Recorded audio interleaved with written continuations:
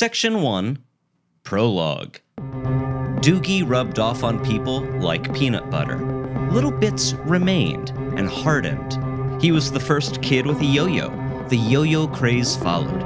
He introduced head lice to Bishop Brewer High School.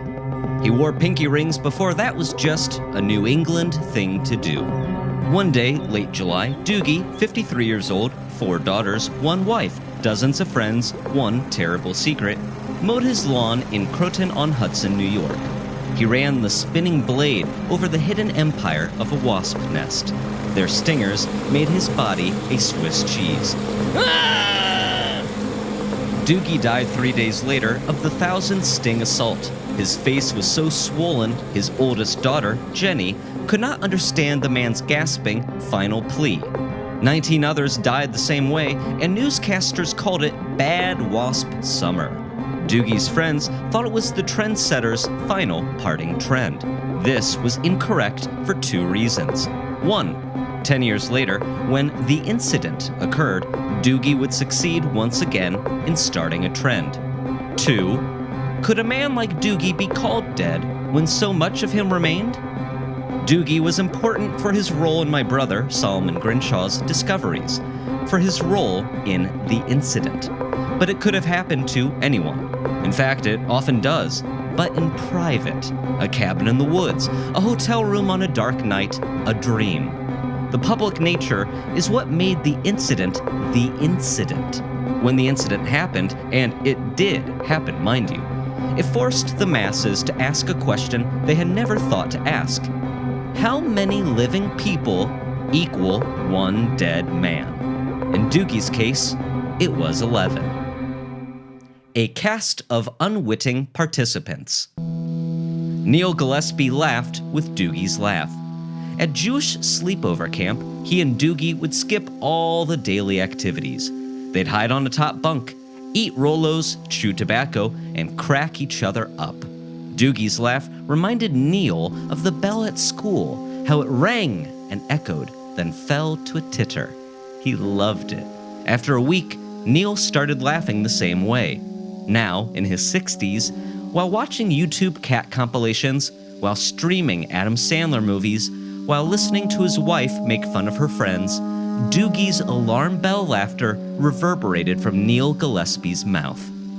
Porty Wagner, who dated Doogie for 3 months after college 40 years ago, possessed Doogie's smell.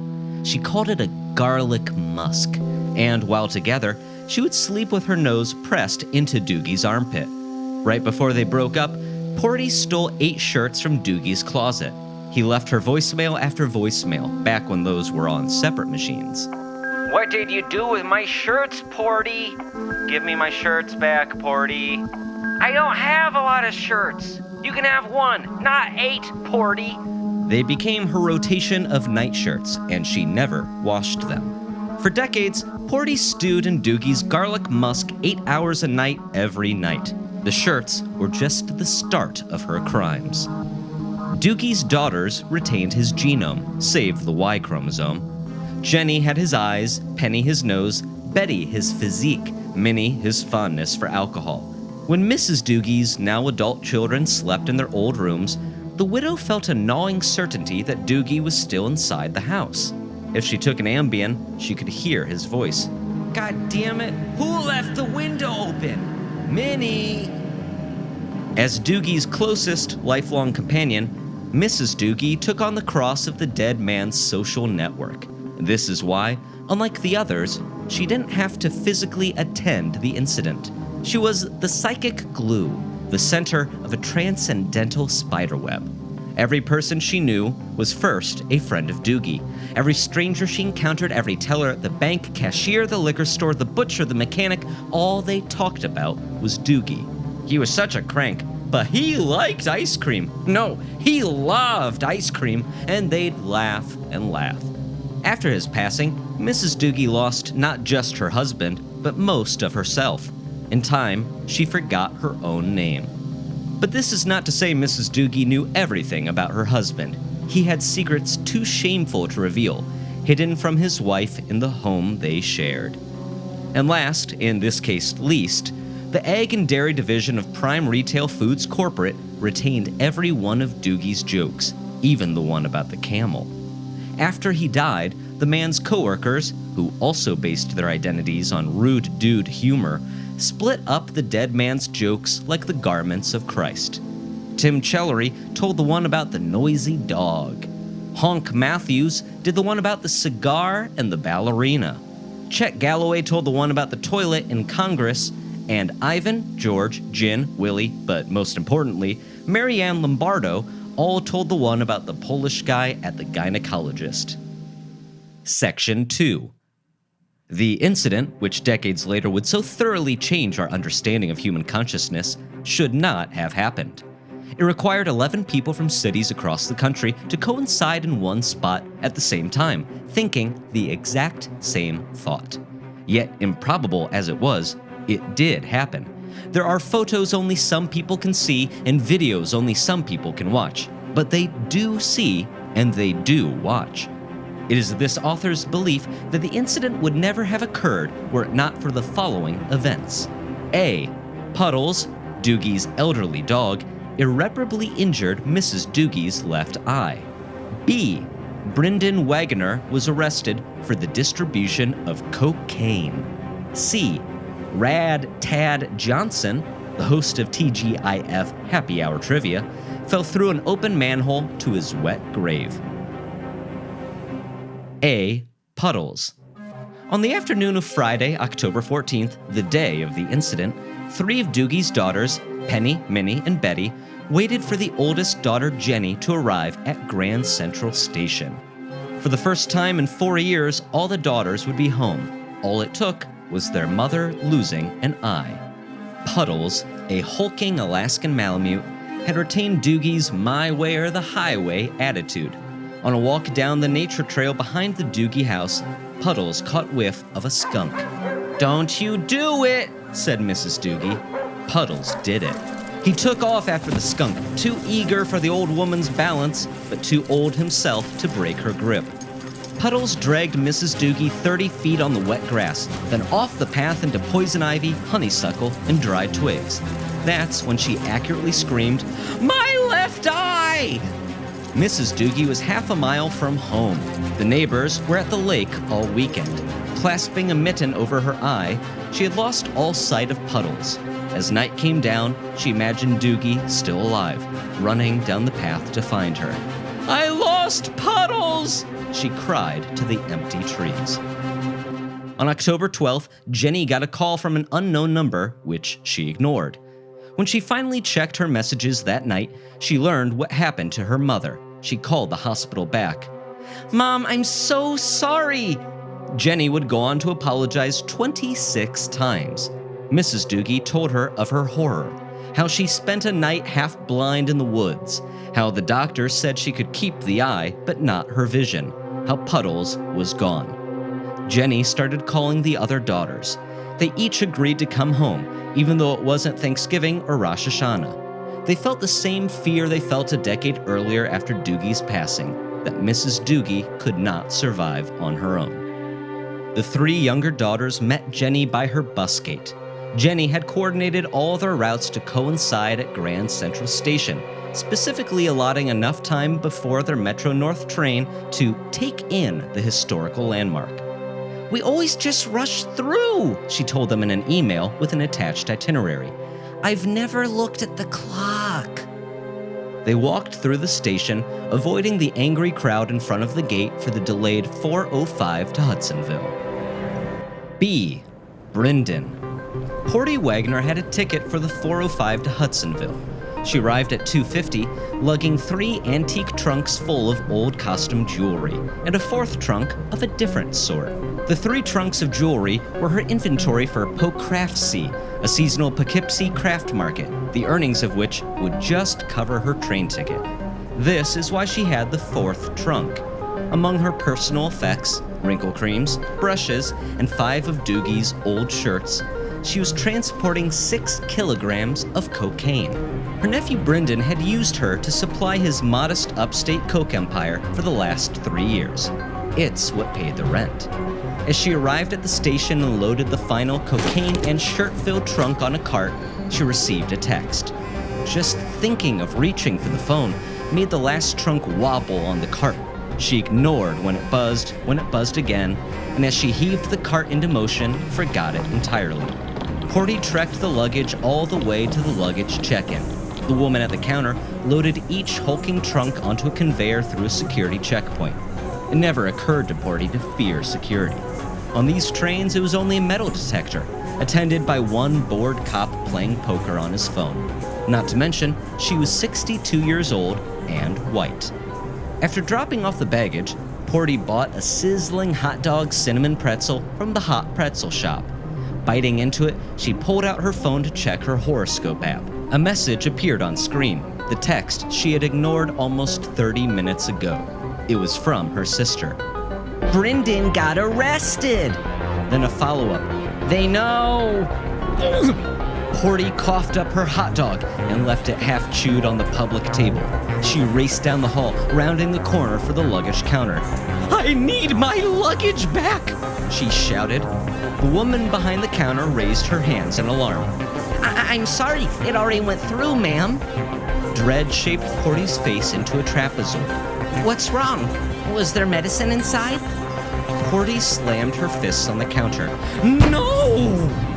The officer at the metal detector glanced over at Porty's direction. For the first time in her life, Porty feared the police. Before he could see her face, Porty turned her back and ran, as fast as a woman in her 60s can in clogs. Next to the hot pretzel shop, Porty breathed hard into her linen collar. Shit! C. Rad Tad Johnson. At Prime Retail Foods Corporate, Tim Chellery broke the sad news to a group titled Trivia Hounds on Slack. "Hey y'all, trivia is canceled tonight." The objections pinged in one after another. "What? OMG, no! Why? Tim posted a Gothamist article with the grisly answer. Struggling trivia host falls to death in open sewer. The Trivia Hounds felt the singular grief of losing a trivia host. TGIF Happy Hour Trivia had been a tradition for over 4 months. Honk Matthews mourned Rad Tad Johnson via emoji. Chet Galloway insisted they still play trivia. Marianne Lombardo did more than insist. She searched the internet for nearby trivia. "Guys, there's trivia at a bar next to Grand Central. If we leave now, we can make it." They agreed to do it in honor of a man who named himself Rad Tad. Neil Gillespie had left his job in Manhattan early, hoping to catch the 405 to Hudsonville and start the weekend early. He entered Grand Central Station, walked to his gate to discover a crowd of people shouting and groaning. The 405 was delayed. It was never delayed. He even went to a woman at a ticket window. "It's never delayed." "There's a police investigation." "But it's never delayed." Unsure what to do, Neil wandered Grand Central Station and dicked around on his phone. Down a hallway and off to a corner in the train station, there is a small tiled room folks call the Whispering Gallery. If you stand in one corner and whisper, a person standing across the room at the opposite corner can hear. Neil Gillespie didn't know the incredible sonic power of this room as he walked inside, watching videos on mute from the home screen of his YouTube app. Nothing was making him laugh. It was 4:30 and the 405 was still delayed. He leaned against the wall and watched a video of a Norwegian man restoring a World War II Zippo lighter when he heard a noisy group of people approaching. The Trivia Hounds left work early and took the 4 train uptown. Marianne thought the easiest way to get to the bar was to walk through the labyrinth of Grand Central Station, forgetting how elaborate the structure was. They went up one escalator, then down another, through a hallway, then back.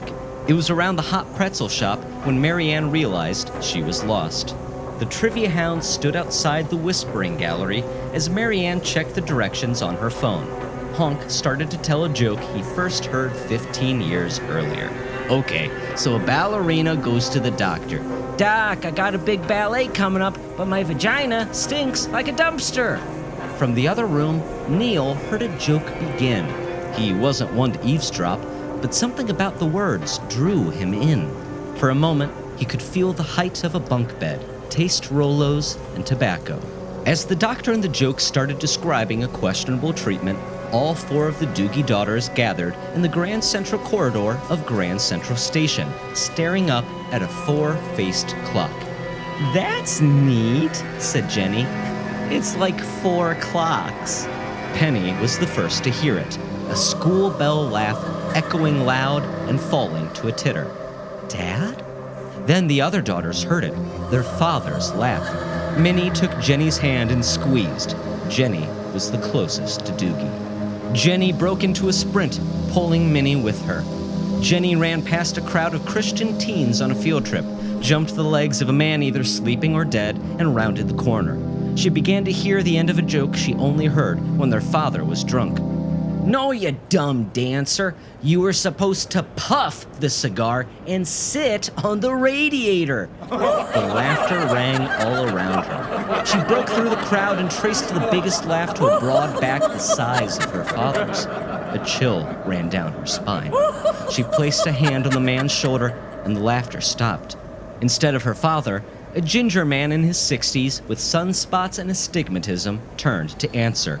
He swallowed. "Do I know you?" "Sorry, I thought you were my dad." Neil rarely had a young woman come up and tap him on the shoulder. He made the choice to ham it up. "Well, I don't think you're my daughter." "What's your dad's name?" Jenny rolled her eyes and spoke while turning to leave. "Doogie Bugluck."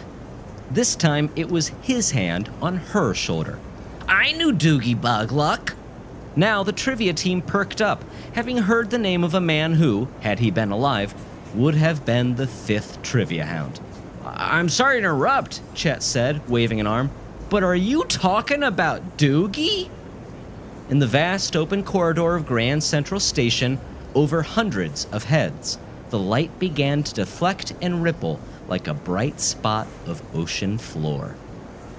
Section 3. The Incident. While Jenny and Minnie ran off, Penny and Betty had stayed behind. They heard a commotion arise near the gate for the 405 to Hudsonville. Porty Wagner had arrived at the train gate in a hurry, yelling, "I need my luggage! Hello, yes, I need my luggage!" The station agent rolled his eyes and turned to the woman. "Yes, ma'am, what can I do for you?" "My luggage! I need it right..." Behind the man, Porty finally noticed the police. They ripped open the first of her trunks. She swallowed her remaining words with a vocal grunt. "Ma'am?" the attendant said. Porty watched as an officer opened the 4th trunk, heart pounding. The lid flew open when, "Hey, Cheryl, check out these earrings!" The officer turned away. Porty could save herself and her nephew if she acted now. The gate attendant watched as Porty sidestepped to the trunks like a crab. "Ma'am?" As quickly as she could, Porty reached into her trunk, wrapped Doogie's shirts around the bags of cocaine, and began clogging away. She made it 2 steps before the clanking shoes alerted an officer. "Stop right there!" Porty broke into another sprint. She ignored the shouting as she rounded the corner into the Grand Central corridor of Grand Central Station. 1,000 people heard her clanking approach. Then the officer's shouts. Porty passed the 4-sided clock and found herself momentarily distracted by its majesty. Sensing Porty's hesitation, Officer Cheryl Borogood grabbed for her taser and leveled it at Porty's back. She pulled the trigger while shouting, "Freeze!" Porty slid face first into the ground, twitching and foaming as 50,000 volts completed a circuit of her body. In a spasm, her arms threw the cocaine, but more importantly, Doogie's shirts. They fell to a bundle near Betty and Penny, right as Jenny arrived with Minnie, Chet, Marianne, Tim, Honk, and Neil. "Betty, Penny, you won't believe who we just met." The smell of Doogie mixed with his split genetics married the floating sound of his laugh and the echoes of his words. Penny called Mrs. Doogie on the phone as the officers escorted Porty Wagner through the group. In that moment, the officers localized a mathematically improbable but necessary coefficient to the burgeoning incident. Mrs. Doogie answered Penny's call.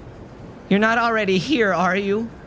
No, I'm at the station and I just got out of the shower."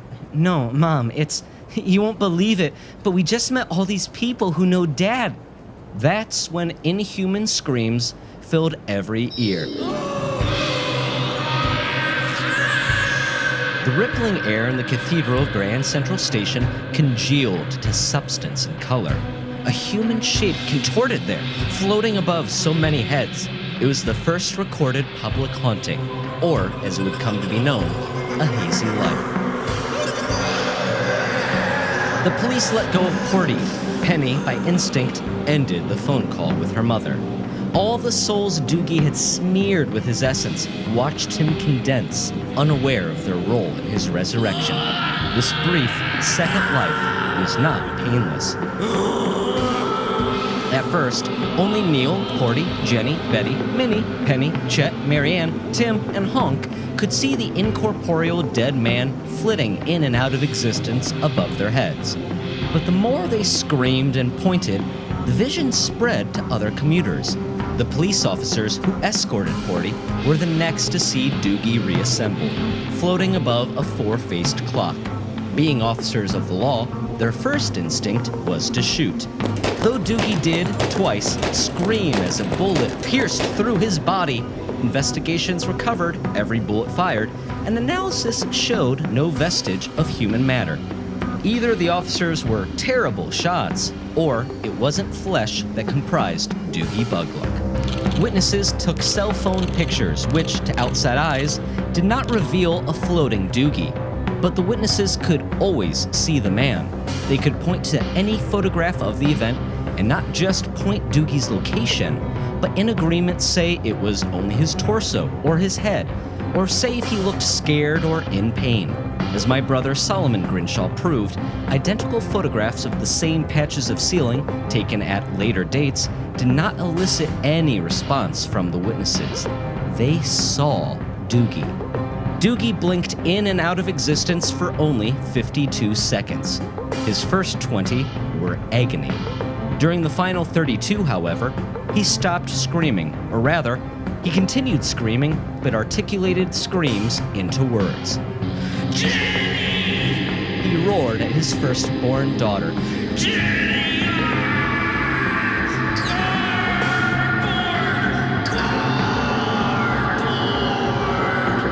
He struggled with this word for 15 seconds. Jenny watched in slack-jawed horror, or perhaps captivated confusion. "Cardboard box! Cardboard scratch! Bottom shelf left! Left! Jenny left!"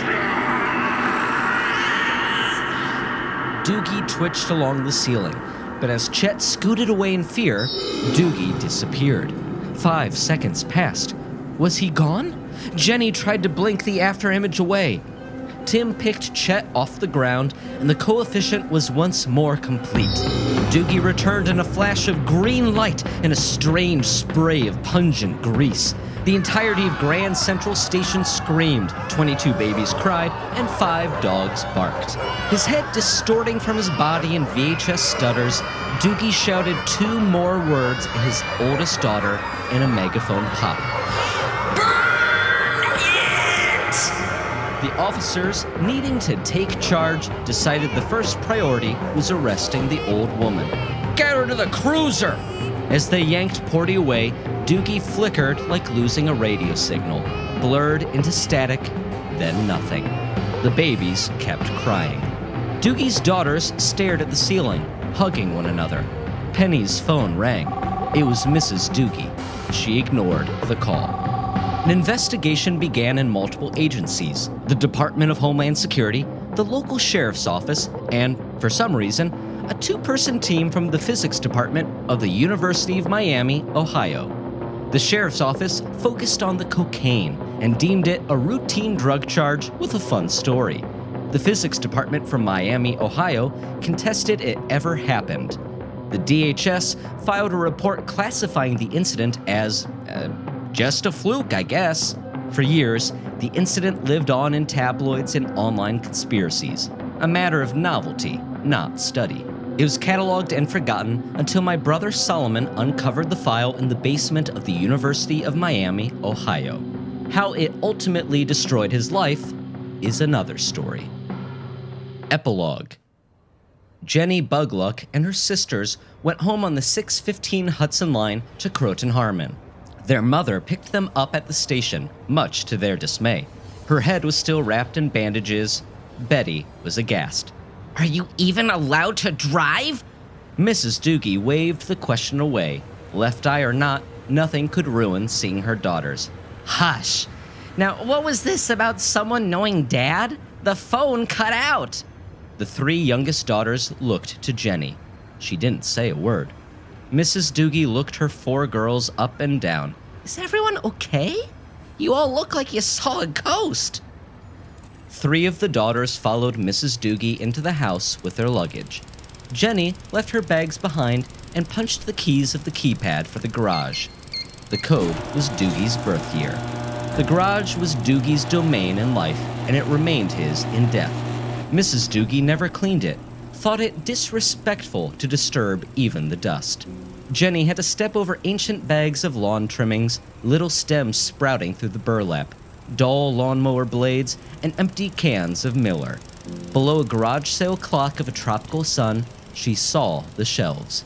Dozens of plastic tubs, dirty baseball gloves, rusty lawn chairs, a never-opened beer-making kit, a broken bicycle pump, and in the lower left corner, where the tortured visage of her father had directed her, a flat blow-up kiddie pool. Of course, Jenny said. She took a seat in the dirt, all at once exhausted. She rubbed her face. What the fuck had they all seen? Was it real? From her new, lower angle, she could see there was something behind the flat kiddie pool. Jenny crawled to the shelving unit. She pulled the pool away to reveal the box. The cardboard was soggy and moldering. It bore no mark or label, but it was taped tightly shut, or it had been. As Jenny pulled the box closer, it fell apart, contents spilling free. Doogie Bugluck was a popular man who did popular things, and whatever he touched was a success. But what Jenny touched felt like shame. She picked up what she thought was a shriveled husk of an apple. It was not fruit, but foam. A clown's nose. She pulled away the slack ribbons of tape, and by mere unfolding, tore the top free. As decrepit as the box was, the inside was pristine, stored in 2 layers of plastic bags. Jenny removed the first bag, seeing bits of rainbow-colored obscured within the second. She opened it and found a wig, well-used makeup brushes scratched and splattered in pancake, and a stack of photos. The first photo was of a man in full clown regalia, one leg lifted high in the air mid-jig. Children screamed in laughter. Judging by the tinted glasses on the parents, this was maybe 40 years ago. It took flipping through the next 2 photos, Doogie brightly lit in a black box theater wearing mime makeup, Doogie and Porty posing with normal shirts up top and clown pants below, to realize the clown in the first photo was Doogie. The photos covered what looked like 2 years of her late father's life. 2 years of mime lessons, studying clowning technique, 2 years in face paint.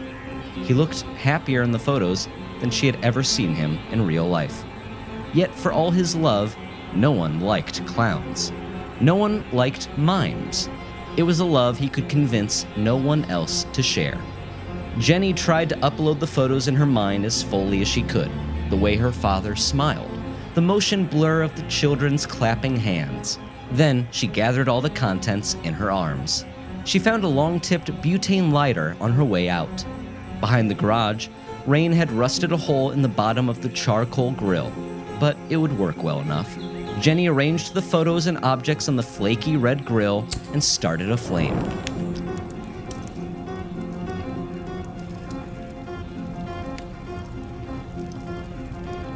When she was done, Jenny went inside the house. Betty was trying to wipe malware from Mom's computer again. Penny and Minnie were out calling for Puddles. Mrs. Doogie sat alone at the kitchen counter. "Hey, Mom?" The mother looked at her daughter and frowned. Jenny still had that terrified look to her. "What is it, dear?" Mrs. Doogie feared whatever was going to come out of her daughter's mouth. She thought someone was dead or missing or pregnant. Instead, what Jenny said was this. "Was Dad ever, like, a professional clown?" The dread that had consumed Mrs. Doogie all day finally broke. She laughed and laughed, eyes closed, head tittering with each burst of air. She shook her head in full confidence. "Oh, no,